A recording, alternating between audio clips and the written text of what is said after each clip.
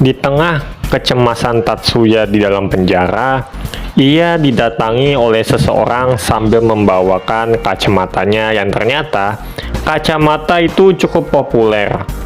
Orang itu pun meminta maaf atas tindakan kekerasan oleh Chijiwa dan petugas lain saat interogasi Tatsuya. Sambil mengenalkan dirinya, ternyata Doi adalah Chono Shinichi, sekaligus membuka chapter ini dengan judul Pas. Saat melihatnya, Tatsuya merasa pribadi Chono ini berbeda jauh dengan Chijiwa. Tatsuya juga merasa bahwa Chono ini ingin mengulik info darinya. Shin pun berpindah kembali ke bar Somali di mana Ikuo masih tersungkur akibat efek dari racun botulinum. Untung saja si Tante Fuka memberikan dosis yang ringan kepada Ikuo, sekaligus menyiksanya hingga ajalnya tiba. Sambil menahan rasa sakit, Ikuo menanyakan alasannya memframing Tatsuya atas pembunuhan Dobashi, dan juga apa yang membuat si Tante kembali lagi ke Shinjuku setelah pembunuhan di masa lalu yang Doi lakukan. Si Tante akhirnya mulai bercerita tentang masa lalunya. Di masa lalu, saat identitas ia masih bernama Imafuku Kazumi, merupakan remaja yang miskin yang tanpa orang tua dan mencoba untuk membanting nasib di Shinjuku.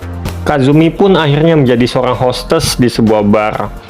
Penampilannya yang klasik ala-ala gadis polos desa banget gitu, ngebuat ia dikucilkan oleh rekan-rekan hostess di bar itu, sampai dirundung secara verbal lagi.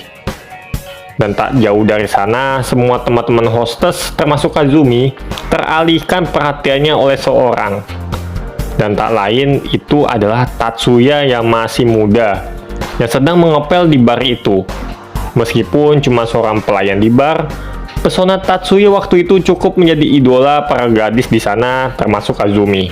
Dalam berkelap-kelipnya suasana kota, Kazumi di sebuah tempat malah terlihat jackpot ya, karena terlalu banyak minum.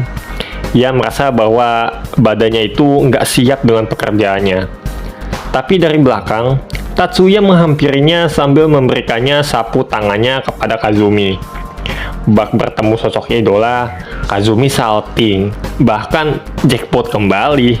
Aduh, emang nggak di sini ya. Tatsuya pun mengantar Kazumi pulang. Perasaan Kazumi pun yang dari awal cemas dengan kerasnya kota dan perlakuannya terhadap dirinya, Tatsuya datang tanpa merasa ada jarak dengan penampilan Kazumi yang lalu. Di tengah-tengah perjalanan, Kazumi menanyakan mengapa pria populer seperti Tatsuya ini ingin sekali berteman dengannya. Yang ia sadari sendiri bahwa ia itu pemalu, bahkan merasa ia cukup jelek. Tatsuya membalas bahwa ia memang sudah terbiasa dengan orang pemalu seperti Kazumi ini. Sayangnya, pembicaraan itu sangat singkat karena Tatsuya harus pergi untuk bertemu dengan pemimpin kelompok Matsuo.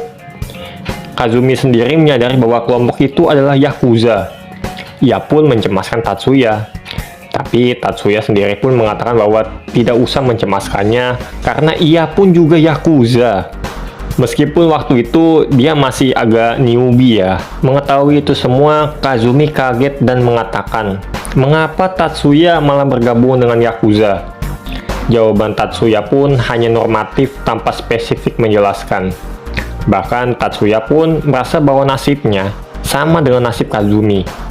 Tapi Kazumi membantah itu, karena penampilannya yang jelek, bahkan spesifik menjelaskan kekurangannya dan mengutuk dari mana ia lahir. Ia juga menyamakan dengan ibunya sendiri karena aduh, gue nggak bisa nampilin ya, ini getir banget ini nih. Kazumi pun menambahkan bahwa ibunya sendiri juga melupakannya.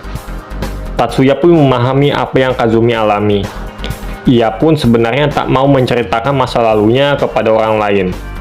Ia pun akhirnya pergi meninggalkan Kazumi sambil memberikan sebuah motivasi untuk jangan kalah dalam pertarungan melawan masa lalu. Cerita itu pun membuat awal tragedi dari masa depan antara identitas Fuka dan Kazumi. Pertanyaan tentang Tatsuya pun sudah terjawab. Lalu, mengapa di masa lalu Fuka alias Kazumi ini membunuh? Si Tante menceritakan lagi tragedi itu. Ketika di bar, di dalam posisi beberes pulang, Kazumi dihampiri temannya yang dengan ekspresi mencurigakan. Ternyata teman Kazumi ini menunjukkan poster buronan dari seorang bernama Toyama yang membunuh karena masalah hubungan. Poster itu ditemukan teman Kazumi ini dari seorang kliennya. Ia pun menuduh bahwa Kazumi ini sudah mengganti nama marganya dan menuduh bahwa ia adalah seorang pembunuh. Kazumi pun terkejut. Saat Tatsuya sedang berjalan dan membuka sebuah pintu, ia tak sengaja melihat Kazumi membunuh si temannya itu. Tatsuya pun dan juga Ikuo di masa sekarang sama-sama terkejut. Scene berpindah ke kantor divisi 1, tepatnya masih di penjara. Chono menjelaskan maksud kedatangannya untuk menggali informasi yang tak ia mau katakan di sesi interogasi, yaitu dengan mengeluarkan sebuah kunci yang membuat Tatsuya terkejut. Kunci itu ditemukan tim penyidik polisi dari sebuah berangkas di kantor grup Matsuo Tatsuya. Setelah ditelusuri, kunci itu menuju sebuah loker umum yang di dalamnya terdapat sebuah telepon genggam. Dan log panggilan telepon itu tertulis Ryuzaki, yang Chono curigai sebagai MC kita ini. Situasi sang Uroboros, Tatsuya dan Ikuo pun malah semakin terjepit, sekaligus mengakhiri chapter ini.